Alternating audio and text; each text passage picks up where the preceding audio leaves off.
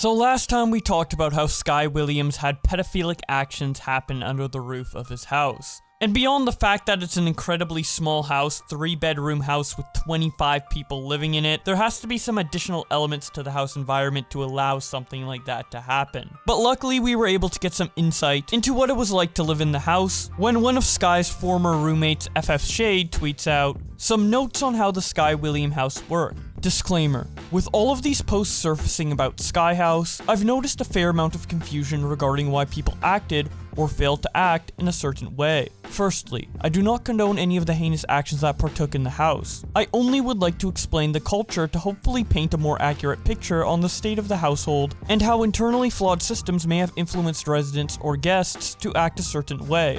By no means do I mean the toxic environment made the situations any less valid. Plainly put, the stuff that has surfaced on Twitter is unforgivable, and I'm struggling to process some of it. Over the past several days, I've discovered some horrifying truths about some of my closest friends, and the events that unfolded in the house. I'd also like to state I've always considered Sky a close friend. I respect his hard work, and we've shared goals and dreams with each other. He helped me build my career. He gave me stuff like a nice gaming chair, but he's also hurt people.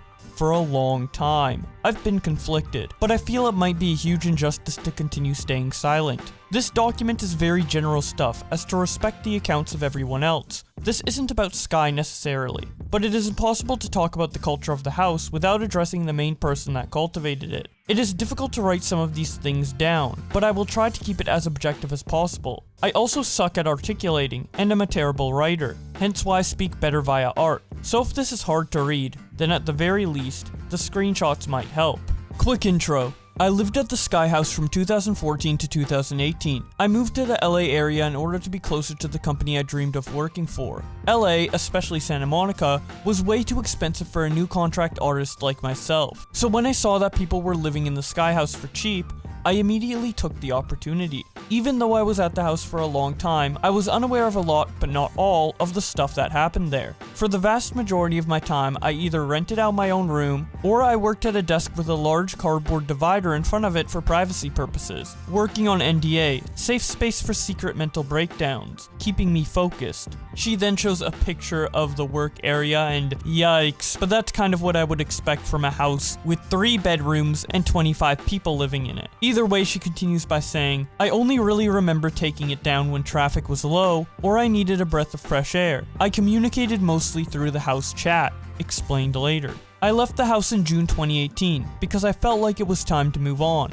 The state of the house finally started to take a mental/physical toll on me. As for my personal experiences, it's hard to say. I'm used to living in weird conditions. People who have lived or visited there know that I just sorta do my own thing, unfazed by any hardships. The houses. I was there for 4 households. I don't know much about the 2 before I lived there. I'll personally nickname the houses I lived in, since the nicknames residents used included specific addresses. House A, Santa Monica, 2014 to 2015. A 1-story house with 2 bathrooms and 20 residents at one time. The Jisoo, Zero, MacD, Woody events occurred here. House B, Los Angeles, 2015 to 2016. A somewhat large house with 2 floors and a 3rd floor loft area that led to the roof. 15 plus residents. House C, Narco, 2016 to 2017. Modest house with 2 floors and a small loft area. House D, The Mansion, 2017 to 2020. A mansion on top of a hill, 3 floors, maid's quarters, 2 jacuzzis, a pool, 2 stone water slides. The Kataru event happened here. The wallet.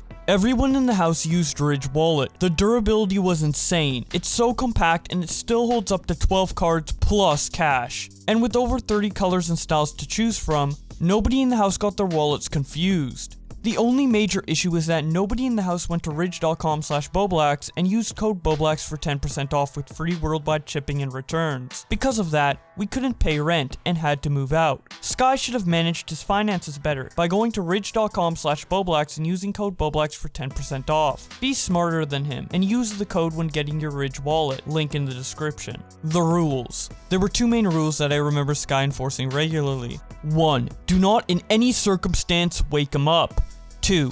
You must notify Sky about any guests that intend to visit. These rules became a thing no later than in House B. If you didn't follow these rules, there could be punishments depending on his mood. In this example, He threatened to break something of value in every room unless he was paid $350 in cash. She then shows screenshots proving this. It starts off with Sky Williams saying, "I am not going to name names at all, and I will keep this vague. If people therein would like to confess, I don't mind. My goal isn't about any individuals. I saw a guest today. A guest I was not warned about in any facet of media with no receipts. In between the hours of 6 AM to 10 AM, I will be breaking something of value in each of your rooms, as I had clearly instructed from the house meeting. Or, I can get $350 cash, no PayPal, no Chase QuickPay, on my desk and to me before 6 AM. This is final. There are no exceptions." Someone then responds with a sad face, to which Sky continues by saying, "Hide your valuable things if you must, but I'll find a way. Best of luck to you all. I'll be here waiting. There should not be any questions as my words are direct and clear.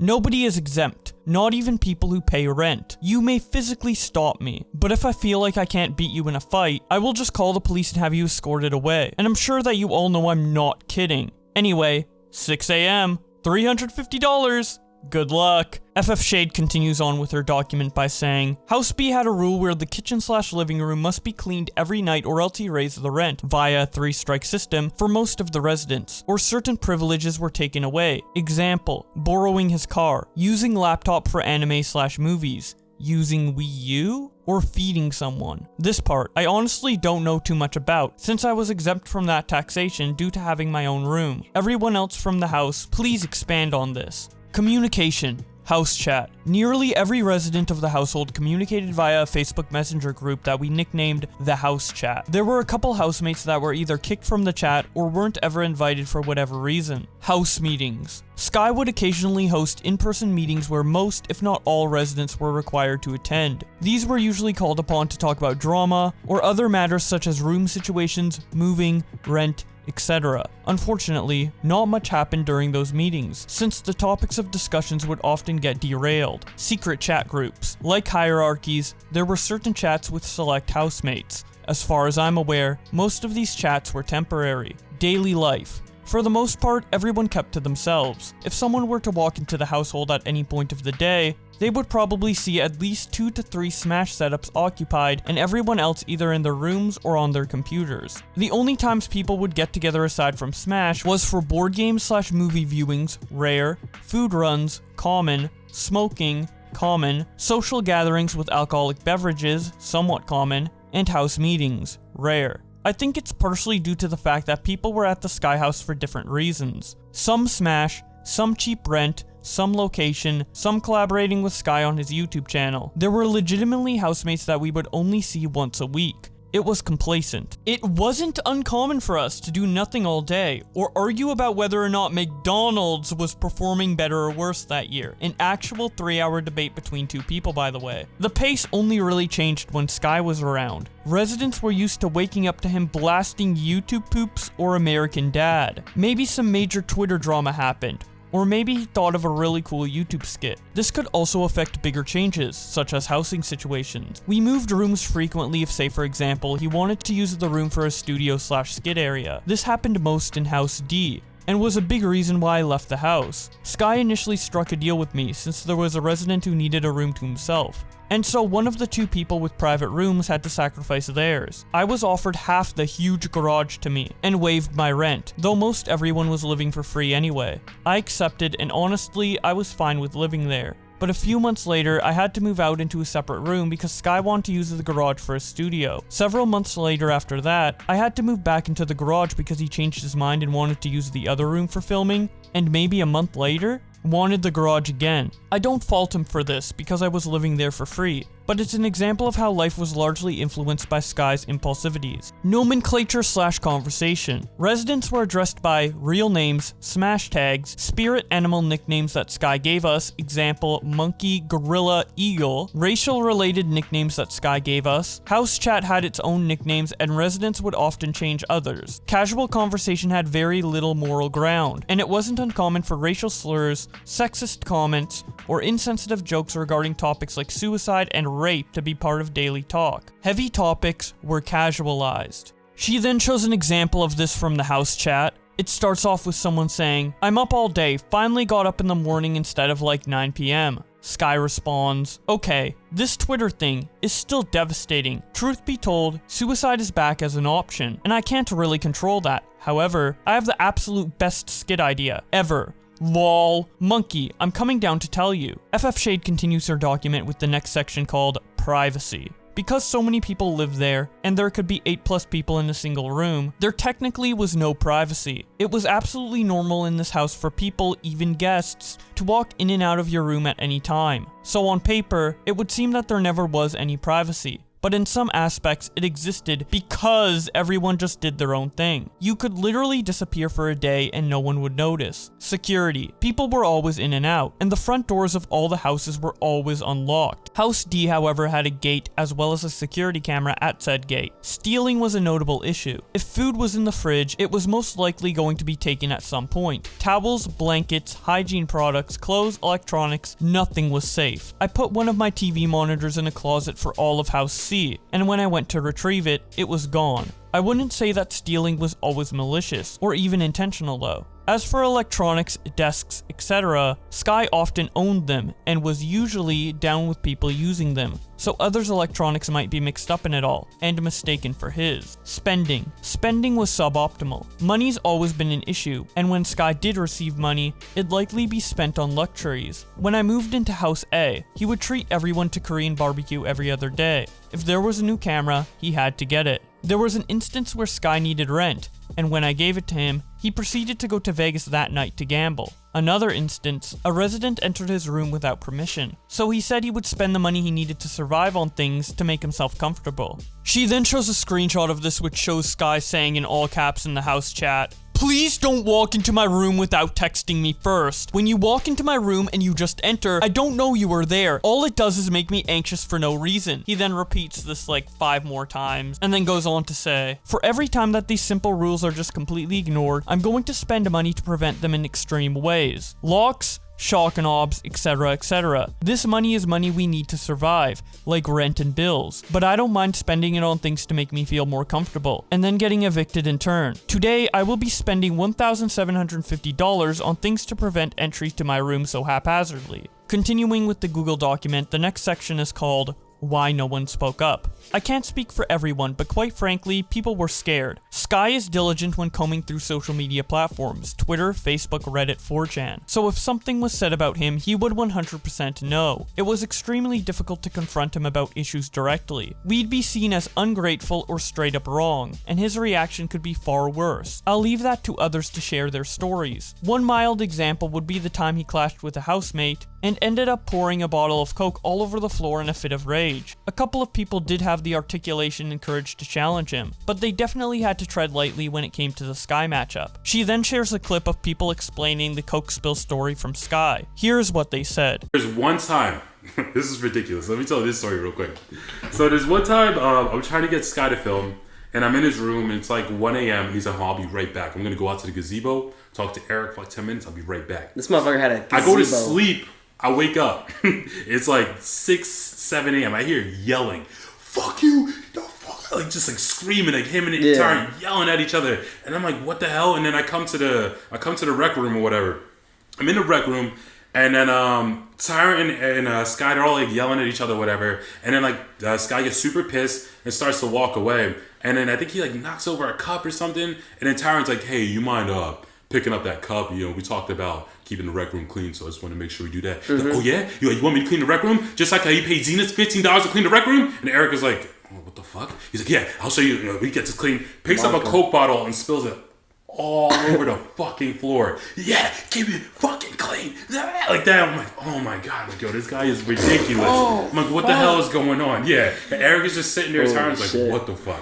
And then Sky goes to his room crying, whatever the hell, goes into pops his pills, goes to sleep. Pops pills, whatever. And then an hour later, I'm chilling. And then I see Karina. She comes and says, "Karina, skinny white girl, all she does is stream, drink Coke, and smoke cigarettes. She doesn't even eat. I don't know what she eats." She comes out of her room. She don't live in a rec room anymore. She lives in a garage. Who lives at this house, dude? Yo, it's crazy, bro. Like, it sounds like I'm spilling what beans. Did you I'm go telling through? you, there was a story every night. A new, crazy, dramatic story every night. This is nothing. This is like 0.5% of what happened, because I was there for 6 months. So you think about do the math. This is one night. ffSade ends off the document by saying, ultimately, this speaks volume to the amount of bravery Jitsu needed to speak about everything that happened to her. Because of her, Smash Caps, and all the voices that have been speaking out about the deep-rooted problems of the community, we can start to rebuild a much safer environment for Smash. Thank you so much. On a final note, I know this is a hot take, but despite all of this, I think Sky can change for the better. Deep down, I believe, or want to believe, that there were moments of genuine good. Or maybe that was false too. I don't know. Like I said, I'm conflicted. Anyways, thank you for reading. Hopefully this clears up some questions. Now after this post and a myriad of other posts were made against Sky Williams and what went down in his houses, Sky decided to respond to all of it in a live stream. The first thing he addresses is his threats to break stuff unless people give him $350 as punishment for not letting him know about a guest in the house. This is what he said about that. I want to go over why I said that. So at the time, the rent that was being paid was definitely lopsided. One lie that I have told all of my roommates is about the money that they've been paying. People didn't want to live with me for free all the time. The initial first houses were like, people tried to split rent in a way that they thought was fair, but there's no way that when you have like a 2 or 3 bedroom house and 24 people in it, there's no way that you're going to be able to split the rent correctly. And I knew that I could just stomach most of it. So I would opt to pay for a massive portion. I would basically pay for half of whatever house, and then the rest would be distributed amongst everyone else. It gives them a way to like try to feel like they're, a part of this and they don't want to be freeloaders. But I also knew that the places that we lived were just expensive. As such, when I would pay these things and all the bills and the food and the entertainment and wherever we went and trips, like I had 2 main rules in my home. My 2 rules were don't wake me up and let me know if someone comes over. These rules were there for very tragic reasons. The main reason was as a victim of abuse, a victim of rape myself, I'm very scared of just being attacked. That's it. I'm 30 years old, I'm obese as hell, and I still worry about someone being here. A part of the reason why I had all these people come with me is that I feel like if everyone is in the house, I don't have to worry about anything. And like no one's gonna break in or abuse. And the irony is not lost on me. The irony of that is not lost on me, and it haunts me. But I wanted to just give you context for that. The other reason is not so dramatic. It is just because I don't want to always have to be Sky Williams. I needed downtime, but I rarely ever got it. I just really hate waking up. I don't know if anybody else feels this way, but like sometimes you wake up and like for the first 5 seconds you forget you're alive, and then you wake up and you're just like, fuck, like, god damn it. I just don't like being woken up, just straight up. And for the guests, that was because there are times where I would sleep in till like 4, but I may wake up at 2 p.m. I wake up, people are loud, I have to just deal with it. It's hot. So I get up and I go get the thermostat, which is right outside my door. Now, all of the people that live with me have seen me in boxers at one point in time, and it is not pretty, and obviously, But there were times where I would do that, and I would go out, and I'm like people walking up the stairs, guests of others, and fans of mine, and I'm just there, pepperoni nipples. It's just not a good look. I want to have a certain appearance at the very least. I had tried so much to just beg people to give me the respect to tell me so that I know. And I felt that no one was. And my response was trash. My response to not getting my way is violence. But I mean, like, that's just trash and inexcusable and unacceptable and immature and just bad. I just felt I'm doing these things, I'm paying these things, and I feel like my rules for you to live here for like pretty much next to nothing, so easy. People started coming over and filming things without me knowing. It's not that I'm trying to hide anything. I was never able to relax. My home then became another stage, and I just wanted my home back. I'm only, again, giving you reasonings, not an excuse. And obviously, that's it. It's unforgivable, and I'm sorry, obviously. I don't do that like now. It's not me. I don't do that anymore. I don't really have to, but I just wouldn't. I will make it a note, though. I've never done it.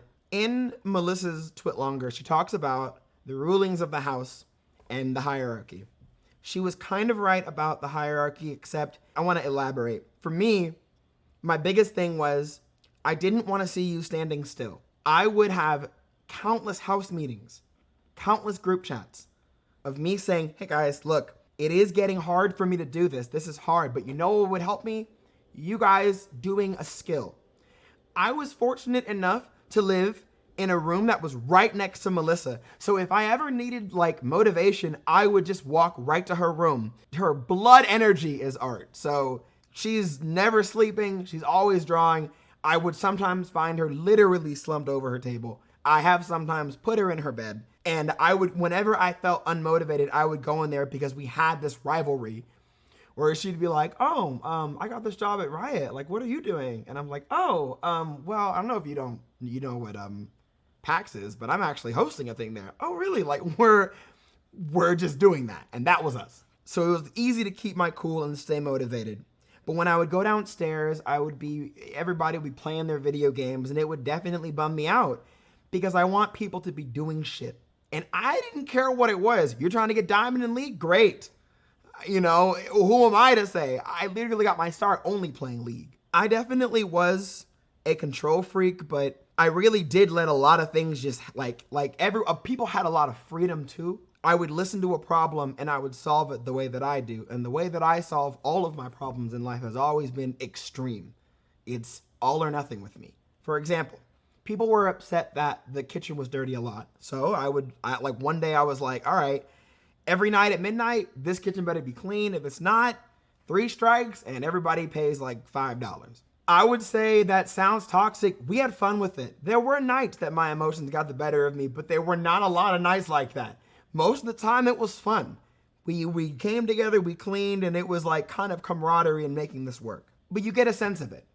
I did not know how to handle people. I couldn't even raise or control myself. And the biggest social problem with the house of all the houses is I realized very quickly, we are all adults except for the one minor that I've ever lived with, which is Jackie in the first house. But there is no way for me to actually discipline anyone. And I never really did. I threatened it a lot, but I didn't. I couldn't say no to anyone, ever. You want to live here? Sure. You don't have money? That's okay. We have 24 people, you're 25. I couldn't say no. I couldn't turn anyone away. I just couldn't do it. I didn't have it in me to do that. And that was evident. So when it came to punishment, even if I knew who was wrong, I couldn't do it. So I took the coward way out and I would group punish because I figured if everybody was threatened, they would isolate the person and do the work for me. That was very cowardly and bad. So after the Twitlonger and the stream response and everybody figuring out the craziness of living in the Sky House, a lot of funny memes came out about the situation. OEJ says, Sky Williams right now. Right? So one night around 2 p.m. in the summer around Christmas time, I was in my room walking home on my way to work. And my mom, and I was hungry as fuck, so my grandma went in the kitchen and started making some sense because my sister lost her virginity again, but this time she left it on her to me, right? Poorly Aged Things tweets out a picture of Sky Williams' tweet from May of 2019 when he said, hey, I'm about to visit Pro Jared's career. Y'all need anything? Warp to the graveyard. Dex Guy tweets out, yo, I'm at Sky Williams' house. Get me out of here. Showing the map from Metroid Prime. Childish Flambino says, okay, so like Sky Williams is a mad dickhead. I get that. But bro, I'm laughing so hard I almost shit myself reading this. Can you imagine getting woken up to bass boosted Squidward calling SpongeBob a bitch? Obviously reacting to the part of the Twitlonger where she says that Sky wakes up people with YouTube poops. Neapolitan says, Sky Williams' stream is such a disaster that even Naro is watching it. Lamau. Wait, hold. Abe says, Sky Williams the entire live stream.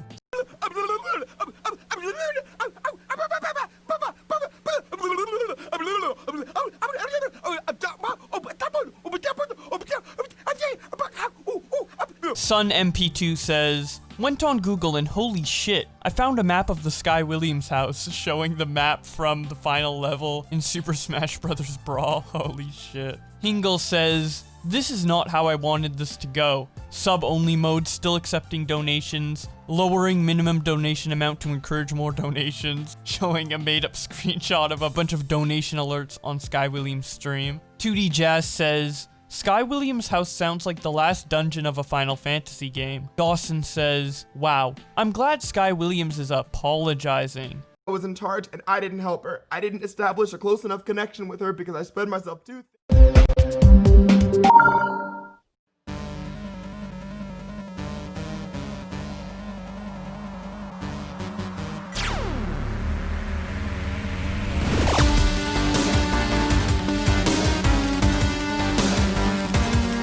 Lil Waff says, Sky Williams be like, welcome to my house.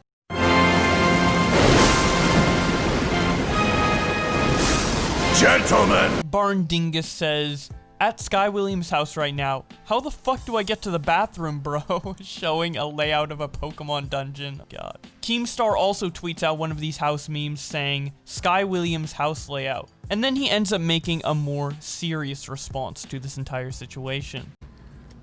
Sky Williams, I am so incredibly disappointed in you. I mean, I don't know what to say. You have acted for years morally better than everyone else in this community. You know, you would always be on the right side of every issue, especially when we were talking about sexual abuse or, you know, relationships with minors, pedo shit. Like, you were the one that would come out and speak out and, you know, took the moral high ground on every issue. So to find out that this kind of abuse was happening in your place of residency and you had like 20 some people in a 3-room apartment, like, and all this stuff was going on and you knew about it and said nothing? Like, this is blowing my mind. Just last week, Sky Williams, just last week, I uploaded a video explaining the importance of females to speak up when a guy is doing something inappropriate, to say no, like to verbally be like, no. I think it's important that we teach women that, like, you know, if abuse is happening, say no, because that is the first line of defense. I got criticized by the internet. My words were twisted all over the place, and you were one of those people doing that. You were posting on your Twitter like, I give up on Keemstar, you know, like, I can't help him anymore, and all this stuff. And then come to find out a week later, abuse is happening in your own home that you knew about, and said nothing. And then also you admit that you knew about it, said nothing. Also you admit that you're violently, like, threatening your roommates. You were letting kids live with you. Just straight up random kids live with you. What the fuck is this? The community is literally saying that you had an abuse dungeon, that you're the Jeffrey Einstein. Oh my God, bro. I'm so disappointed. A couple other people had some serious stuff to say about Sky Williams. Andy Warski tweets out, Sky Williams DM'd me over the years acting all morally superior whenever I would say an offensive joke. Now I found out that he had 20 kids living with him in a 3-bedroom house and controlled them. He even knew about an underage girl getting sexually abused and did nothing. Disgusting! Optimus quote tweets him and says, that's what's the nuttiest about this entire thing. I almost exclusively know about Sky Williams from his high horse Twitter escapades, and his constant replies to other creators in which he'd pretend to be perfect. Turns out he dismissed sexual assault and ran a cult house. Insane. Truth is, he was kind of taking advantage of many people in that house, in and of itself. People who couldn't afford rent in California living there for free, people trying to get a start in their careers. Really fucked up what he's done. CLG Tafu says, Sky Williams, I'm near 100% certain that you did not get consent on showing those private screenshots. What are you doing? Obviously referencing some of the screenshots he ended up showing in that live stream. I didn't show it in this video, but I did in my last video. Deboski replies, Tafu, help me understand. We've been seeing hella Twitlongers with screenshots. Why is it an issue when Sky does it? Tafu responds, 1. The context is not relevant to what is needed at all.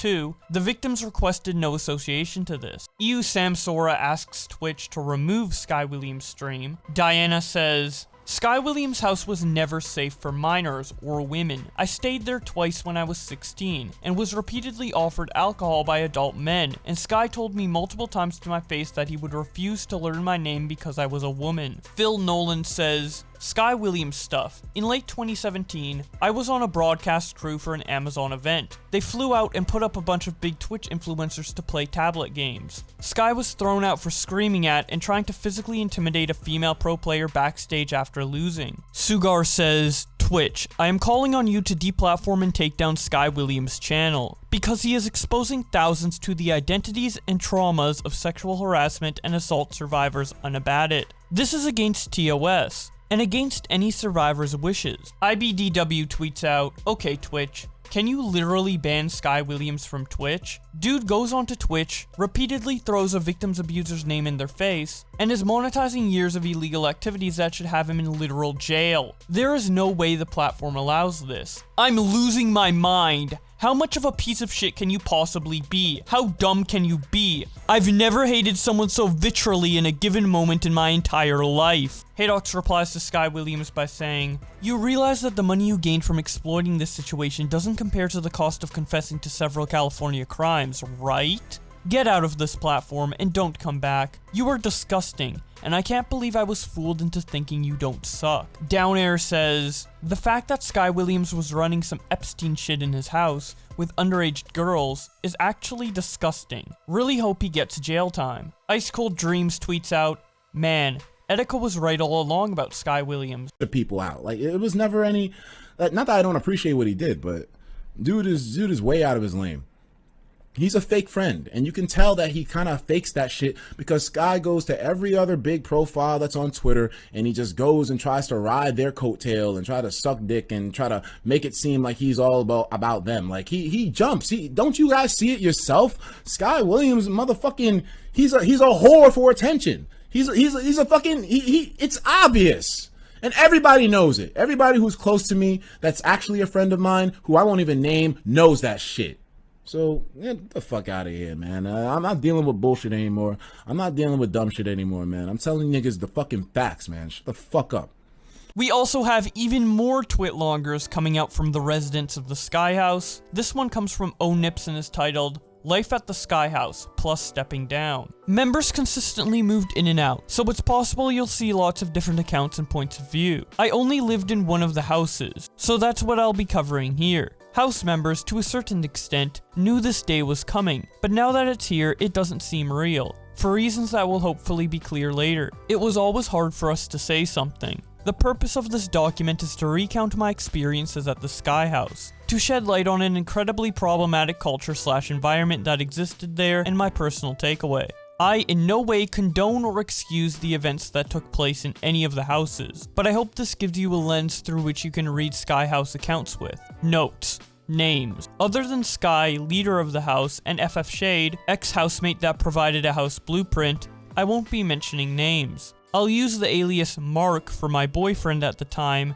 and Harvey for another roommate I'll be discussing. Receipts. Unfortunately, there won't be any. Hopefully other housemates will have that covered in their own statements. If you've followed/known me for a while, you know that I have a compulsion to constantly delete everything because a cluttered inbox/social media timeline/life/everything stresses me to the point of non-function. So due to that, I don't have any conversations saved. Not only that, but some events took place in person, where evidence lies in the hands of witnesses. There are some reasons I haven't said anything about what went down in the house. I can't prove anything. Please keep that in mind, and do with the retelling of my experiences what you will, and remember that this is only my point of view. The house. Moving in. I moved into LA Sky House mid-2015. Before that, I've been living with a friend in Vegas. I had met and hung out with a lot of the house members at conventions earlier that year, and became pretty good friends. Shortly after EVO, where I got close to Mark, I moved in excited at the prospect of not only living in LA, but sharing a home with a bunch of content creators and gamers. The house looked something like this. The bedroom I moved into was the loft. No doors or walls. That led to the roof. Mark initially lived in the line room. before moving into the loft with me after we officially started dating that same year. Due to an ending lease and an unpleasant environment, Mark and I left together around mid-2016. The rules. The house operated under a lot of nuanced unspoken rules, and some overtly stated ones. I tried my best to boil it down to the most important,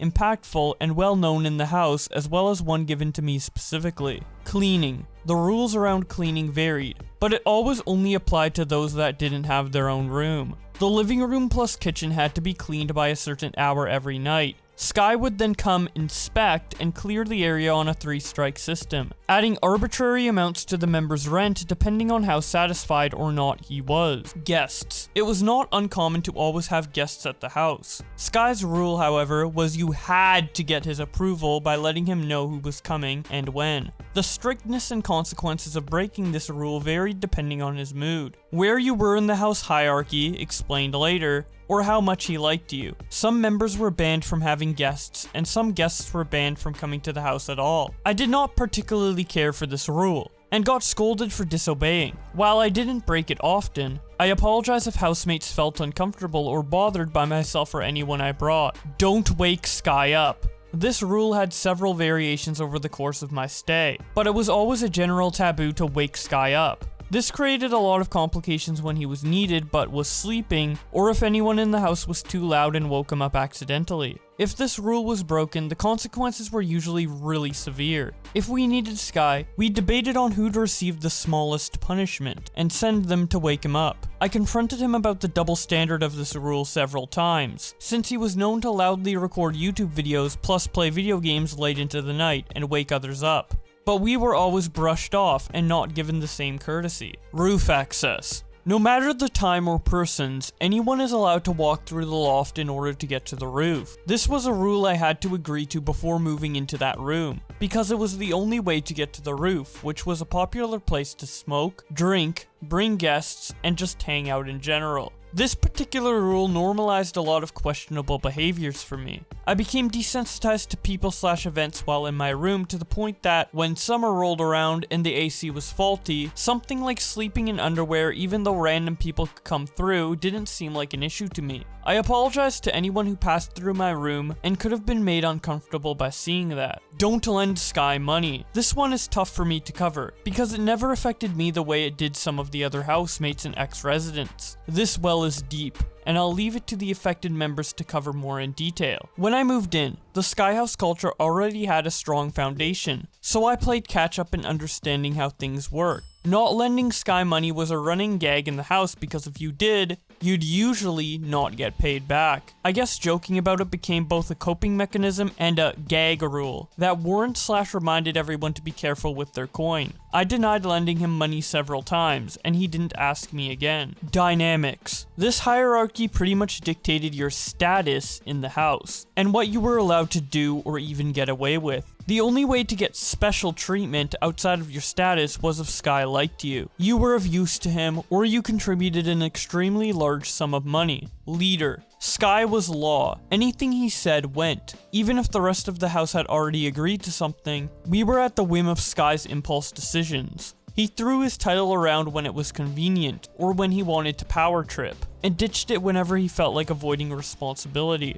Own room. The members who paid more and had their own rooms were myself, loft with no walls/door, Sky, biggest room with private bathroom, ffSade, private room with shared bathroom, and another housemate. Area created by blanket walls in the line room. Members with this status were exempt from some house rules, and we'd often be able to get away with more when it came to confronting Sky or other house members. Normal room. Those that occupied the line room, garage, and living room were around the same status. Some of the things that lowered or elevated your status here included how successful or productive you were, as well as your relationship to Sky. Free rent. Some members were exempt from rent, and their portion was always covered by Sky. Most of these people were really close friends of his, or were someone he had flown in with grandiose promises of collaboration work, or because he wanted to save them from an unfortunate situation. Despite not paying rent, some of these members often held a high status and were protected by Sky. Salsa Taco. As I'll be mentioning later,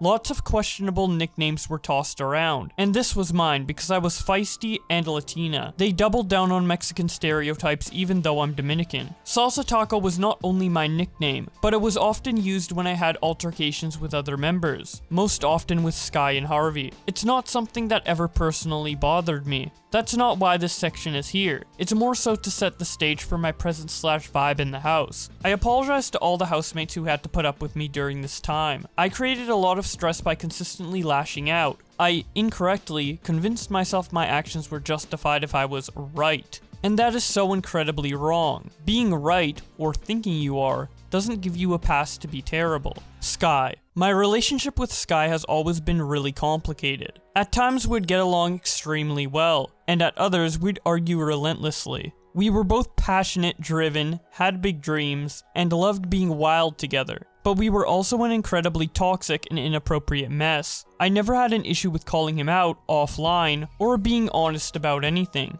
It made the relationship comfortable, at first, but also got me into a lot of trouble in the house. As time went on, I became less tolerant to his behavior, and it eventually led to the end of our friendship. Harvey. While there were a lot of different dynamics present, I'm singling out this member in particular because our relationship greatly affected the rest of the house, specifically Sky. Harvey and I are good friends now, and we've since mended our broken friendship. But omitting how we were in the past would be to deny a huge part of my reality in that house. I'm writing this with their knowledge and as honestly as possible. Harvey was a free rent member and known to be heavily protected/favored by Sky. We got along really well, but when we disagreed about something, usually about the house, it got extremely loud, my fault, and Sky would often have to get involved in order to mediate because his status was higher than mine and he was responsible for Harvey, since he paid their rent. There were multiple house meetings caused by us, and lots of noise caused by my overreactions. It got to the point that when talks of a future house took place, Sky said one of us couldn't move in because he wouldn't have us together. Anyone that lived in that house knew about this obnoxious dynamic, so I wanted to apologize, especially to Sky, for the stress that I caused. House chat and meetings. The house Facebook group chat was a big contributor to the dynamic and something I was never a part of, probably for the best, because I didn't get invited, unknown reason. But I'd hear horror stories about its contents every now and then. You'll have to read other members' statements for more clarification here. As far as house meetings go, I don't remember much other than a lot of them being about completely unnecessary issues. Normalized things. Unlocked house. The front door was always unlocked, but for some reason it felt really safe. Maybe it was because there was someone present or awake at all times? Because of this, it was normal for guests or housemates to be walking in and out constantly. Personal space. There was none, but at the same time, there was. Since we were so cramped, there was this unspoken culture around existing in the house but being in your own world. It's hard to explain, but we were able to walk around housemates/guests without needing to acknowledge them in order to simulate this sense of privacy. And it was always understood, especially if they had headphones on. It wasn't uncommon for roommates to disappear for days or weeks at a time, and no one would notice. Same for guests. Because of this, despite living there, a lot of us weren't always aware about who was present or what was happening. Bathroom for 10+. There were 3 bathrooms in the house, one on the first floor, one on the second, and a private one in Sky's room. The first floor bathroom was shared by the garage and living room members. It was known to be so unhygienic that guests and even first floor members would often use the second floor bathroom instead. Planning out a hygiene schedule was difficult, and often required luck, since every day was unpredictable. Upstairs bathroom cleanliness often fell on Harvey, another roommate, and myself, as we were the only ones willing to maintain it. Stealing. This was a big issue mostly among housemates and sometimes guests. Things would go missing, and there was nothing we could really do. Sometimes we'd find the culprit, and others would just have to deal with it.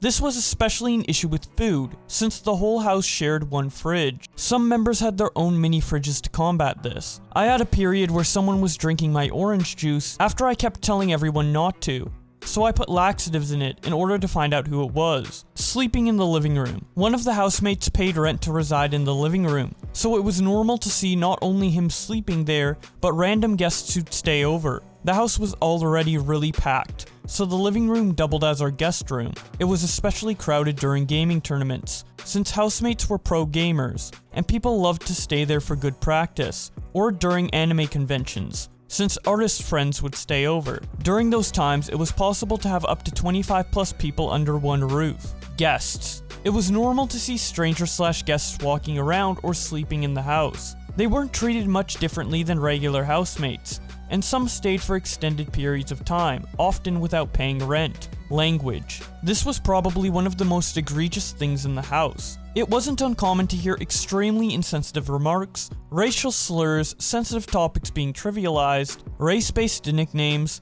and shit talk being thrown around. Nothing was off limits except Sky's weight. He was extremely insecure, which I joked about once because he would not stop bothering me about Mark, and I lashed out. Sorry for that, Sky. This cultivated such a toxic/problematic environment, and I can't even begin to explain how much I regret taking part in that. I apologize to any roommates or guests that I might have offended/hurt with that language. Hedonism. The culture in the house revolved heavily around doing what you wanted when you wanted. Drinking, drugs, games, and parties at all hours of the day. Of course, not everyone took part. But in general, the house had the vibe of a lawless, hedonistic paradise, separated from reality. Similar to Vegas, it was very common to find people partying in random areas of the house, and casually continuing about your day unbothered. Most of my time was spent drawing, so my involvement/acknowledgement of events is minimal. I did party/smoke occasionally though, and while I don't remember if anyone drinking/smoking was underaged, I do apologize if that's something I took part in/witnessed. Sky's drinking. If you followed Sky over the years, seeing drunk tweets and videos from him is not uncommon. He's always gone a little too far with the alcohol consumption, to the point that everyone has a drunk Sky story. I remember Mark and I were sleeping one night, and he randomly stumbled into our room and lied down in the bed to cuddle with us. We were slightly startled, naturally, but it wasn't a big deal to us at the time, and we knew how he was when drunk. This is not to retroactively say it made us feel uncomfortable, nor does it excuse him, but more so to paint a picture of drunk Sky in the environment we were in. Sky's libido. Sky is super thirsty, and not shy about showing that on his platforms, and it was normal/regular conversation at the house. We always knew which bear, his type, basically a big hairy guy, he was into, or tweeting at, and he'd sometimes want to move them into the house or invite them over for collaborations. Spending habits. With big checks came big spends. Sky was known to constantly blow money on things like treating everyone to Korean barbecue, new filming equipment, or unrelated impulse purchases. He once spent a good chunk of cash on an in-house gym he ended up barely using. He'd also frequent Vegas to gamble very large sums of money, which he often justified with past big winnings. It was commonplace to hear Sky bragging about how wealthy he was around the house. Unpaid bills. Despite the constant flexing, Sky was not as wealthy as he let on, and that got us into a lot of trouble. By the time rent/bills came around, he was usually struggling to make payment. He and other housemates would sometimes cover each other's rent, if they couldn't make it, and we'd hear stories about how someone magically sent Sky a large check that helped. It wasn't uncommon to fall behind on bills for months, and wake up to no internet, water, or electricity. Fluctuating rent. The house arrangement was very complicated, and with that came a lot of changes to rent. Roommates would cycle, people would relocate in the house, and guests would become temporary housemates. It wasn't uncommon to have to pay more or less, usually more, every month. This usually only affected those without a room, or if Sky's mood said otherwise. Not defying Sky. More often than not, defying Sky was not an option. If you did, you'd either be silenced, gaslit, threatened, or he'd find a way to spin the narrative in his favor. The power dynamic was extremely imbalanced, and made it very difficult for members to say anything or make a meaningful impact. Some of us would speak up, but things rarely changed, or we'd be ignored. Why? Now that I've shared my experiences, and you hopefully have a better picture of what it was like to live there, I want to touch on why we stayed and put up with that environment. I'm sure each person had their own specific reason, but I'll list some of the general ones. Some were promised something by Sky, some had nowhere else to go, some liked the cheap rent, some for the location, and some benefited from the personalities that lived there, just to name a few. Personally, the longer I lived there, the more normal odd things became, and the easier it was to justify the negatives with the positives, until I eventually couldn't take it anymore and left. Spending time away from the house made me realize how brainwashed I was, and I only spent a year there. It felt like a cult. My truth. The Sky House was an important era in my life. It taught me a lot about myself, friends, and the world in general in a very short amount of time. That home was a poisonous cesspool of every negative environmental trait imaginable, and I wouldn't wish what we went through there on anyone. People who endured that house didn't come out the same. I've been an incredibly toxic and problematic individual my entire life. I was raised in a home with an overbearingly narcissistic parent, and I didn't fall too far from the tree. It wasn't until I moved out of my parents in 2013 that I truly began to see the effects of my behavior on those around me, and that I can no longer blame them for how I acted. I was, and to a certain extent still am, a manipulative, insecure, petty, bitter, impulsive, excessively confrontational, rebellious, excuse the language, cunt, with an anger problem. And I hurt a lot of people. If you've followed me online over the years, you've probably witnessed some, if not all, of these traits. As the years passed, I have no one but my friends, fans, family, and those that I've hurt that have graciously forgiven me to thank for my improvement and growth every day. They gave me a chance. Why did I mention all of that? Not only because it's the truth, but because I see a part of myself in Sky, although maybe I'm wrong and just projecting. Had I been left unchecked by those around me, I don't know where I'd be today. People can change. If I don't believe that, where does that leave me? And by that same token, where does that leave Sky? That dilemma was a huge foundation of my dynamic with him. I constantly gave Sky chances, and tried to get through to him because I felt like if others did that for me, I should do that for him. However, a lot of his behaviors crossed the line into patterned problematic territories that were snowballing out of control, and it all culminated in this. This statement is not meant to attack Sky, and I personally hope he seeks help, fights to change, and does what's right by those he hurt. I certainly hope the same thing. But that's about it for Nips Twitlonger. We do have one more to go over though, by Amphy, who tweets out, "My experience as a roommate in the Sky House. I've debated about posting my experience for a while, but I just wanted to get this off my chest and never look back. I'm so tired of holding on to this. As for those who know who my fiance is, please do not come to her about this. She's dealt with so much. Please respect her space. Sky House. In 2017, my fiance made a viral video based on The Legend of Zelda Breath of the Wild,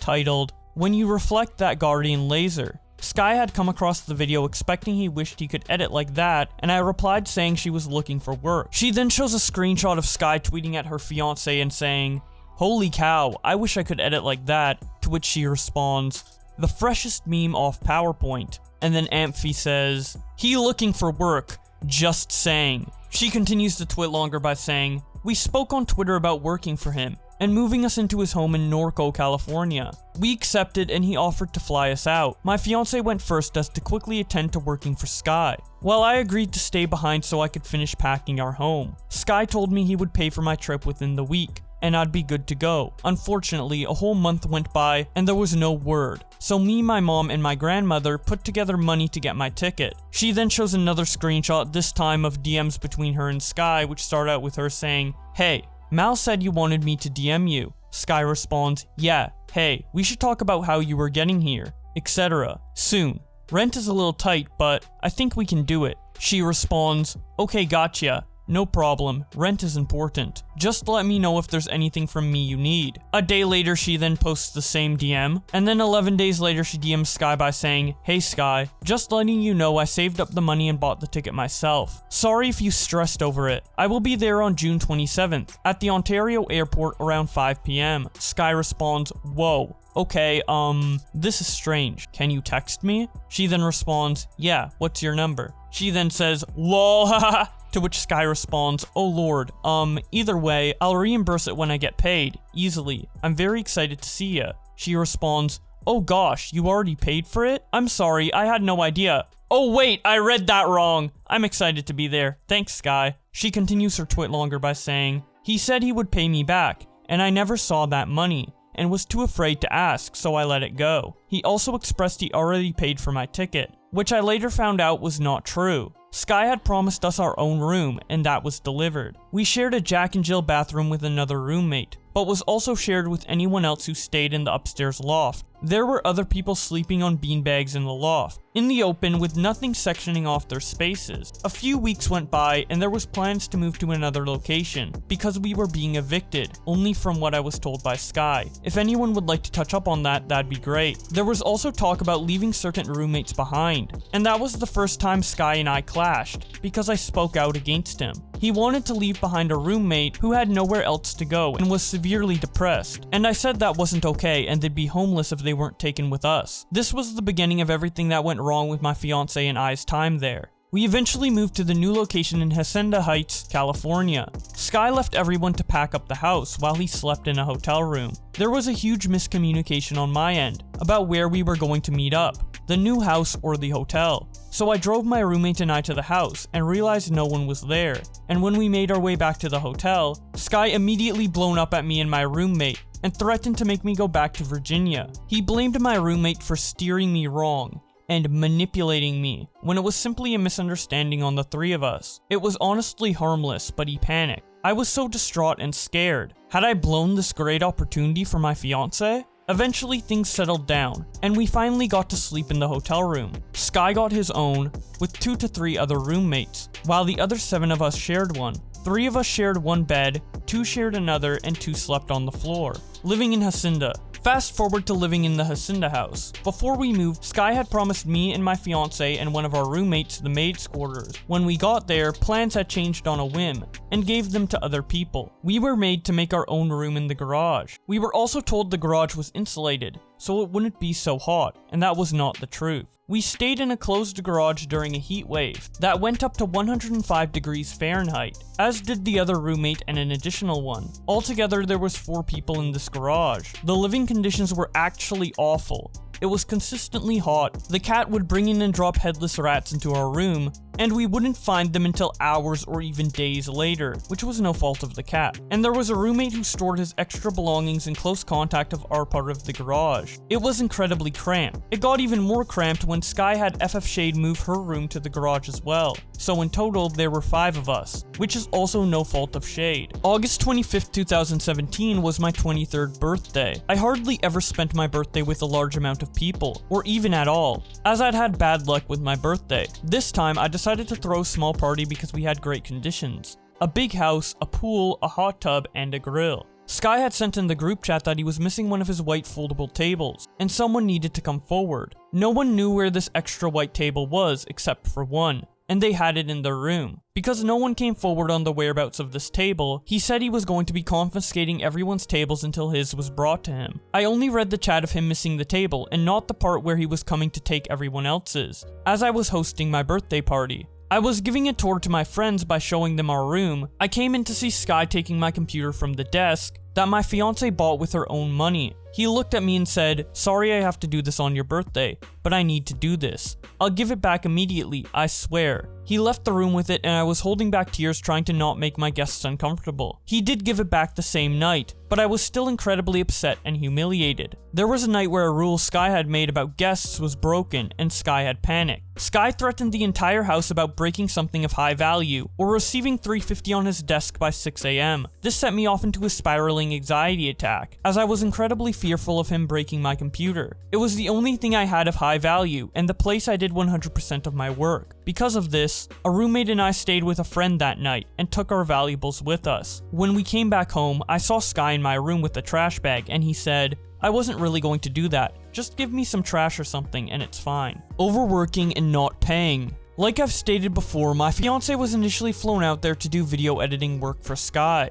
There was an instance I recall where my fiance had stayed up all night due to insomnia and was about to go to sleep until Sky asked her to start working on a video at 5 a.m. and stated he wanted the video done that day. Editing a 10-minute video and having it done the same day was almost impossible, but my fiance pulled through and got it done. This happened several more times, and she was not properly paid for her time and efforts. We got almost what seemed like allowance of $100 every 2 weeks. It was hard to grocery shop, and I eventually ended up venting to my mom about it, who would then send me care packages of food and snacks to to last until he paid us again. We also did not have a car, and we were 2 miles away from the nearest grocery store. Going up a steep hill for 2 miles with heavy groceries was not going to happen. Even until now, he has not paid in full what he owes her. We were consistently being called garage rats, garage slaves, and slaves in general. There were also times where he would bribe us to do work for him in exchange for free food. Sky would take us out to fast food places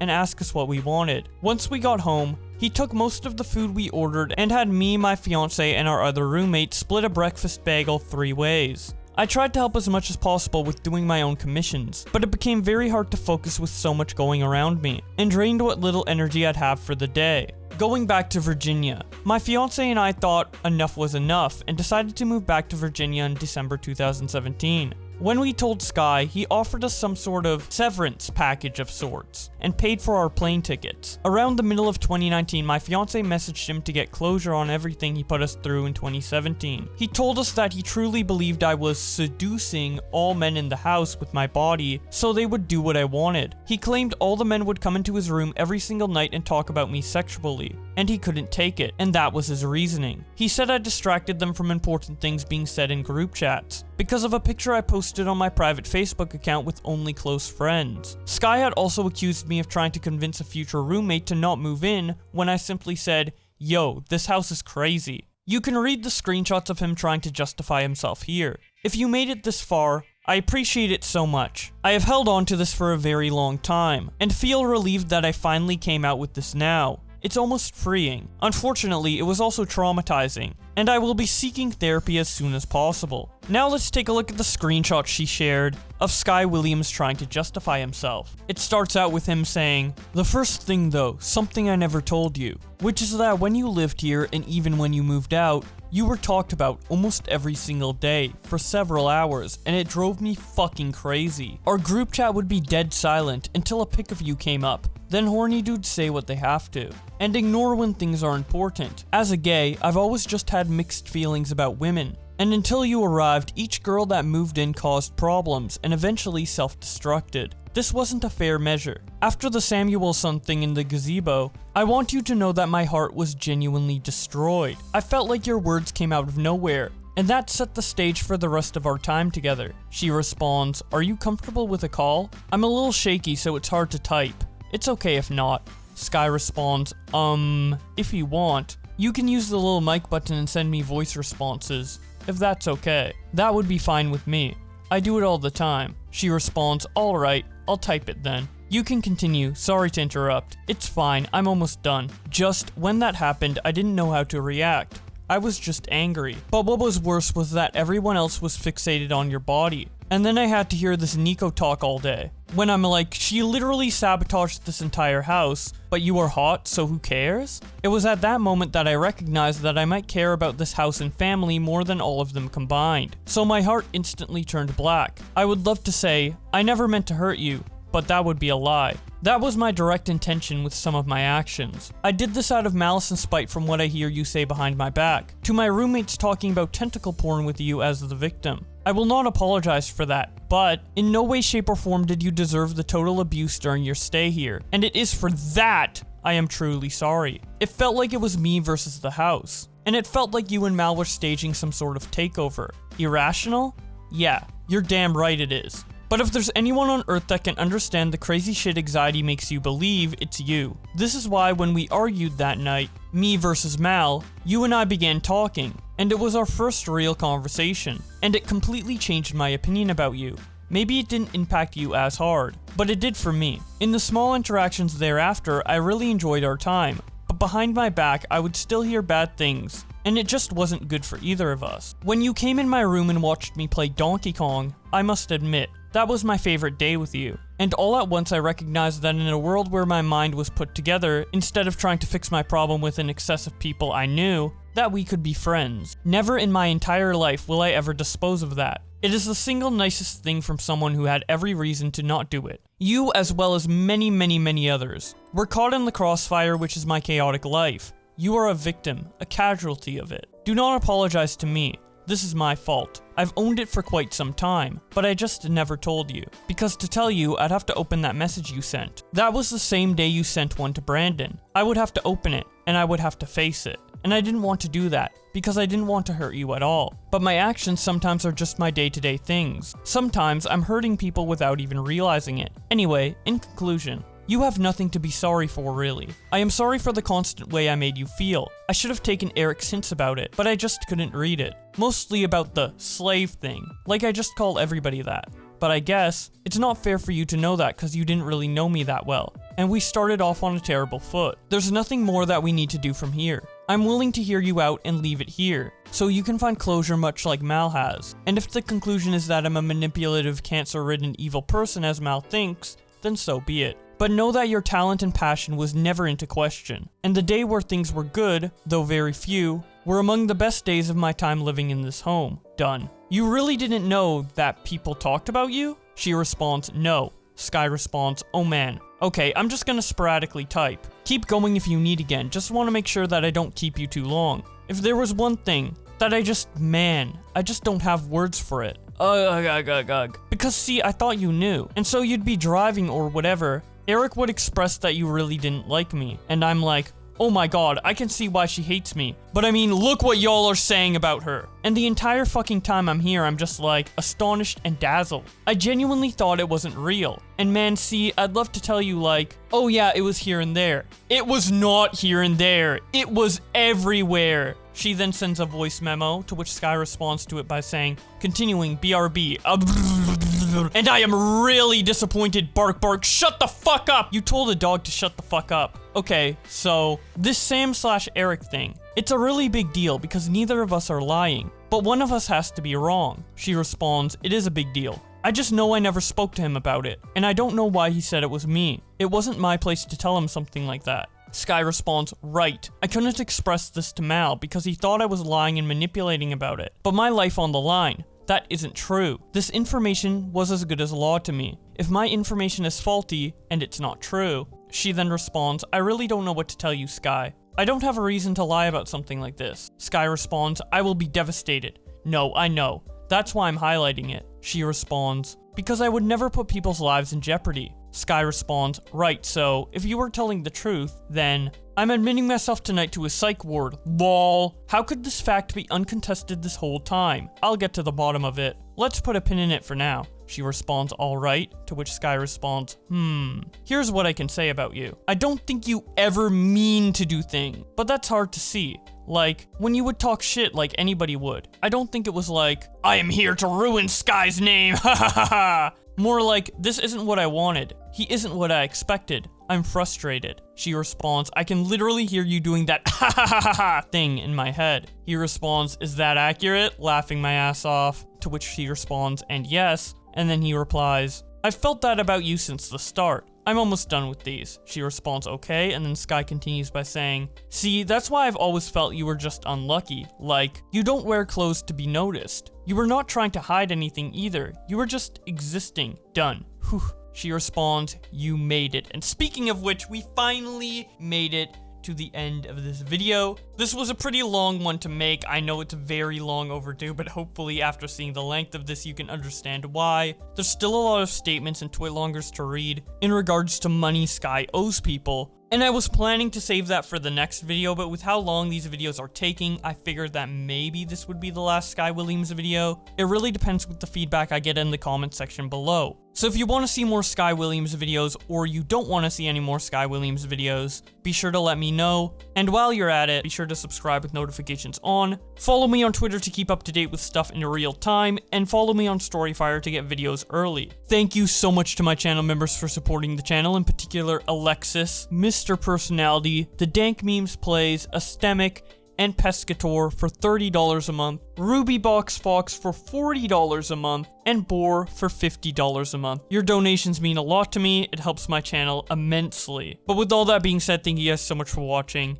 and I will see you in another video.